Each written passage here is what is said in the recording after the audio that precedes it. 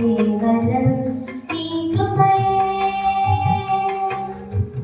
యోగ్యత లేకున్నా హెచ్చించావు, ఇది కేవలం నీ కృపయే.